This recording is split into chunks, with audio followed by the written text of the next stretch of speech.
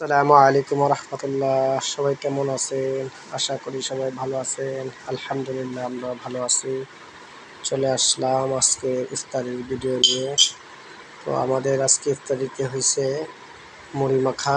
এখানে মুড়ির জন্য আলুর চপ, পেঁয়াজু, বেগুনি মেখে নিয়েছি টমেটো শসা দিয়ে।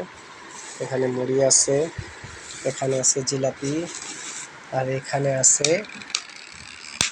চকবাজারের হালিম, এখানে আছে পানি, আর এখানে আছে লাবান, ডক্টর লাবান, 1 লিটার ডক্টর লাবান।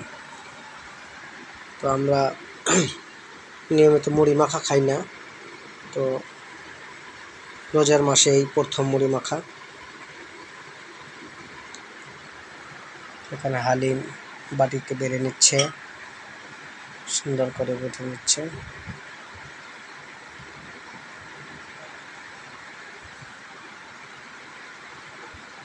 বেড়ে নিচ্ছে, হালিম বেড়ে নিল।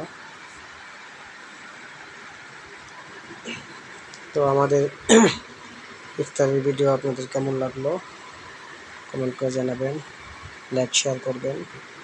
এ বলে বিদায় নিচ্ছি। আল্লাহ হাফেজ।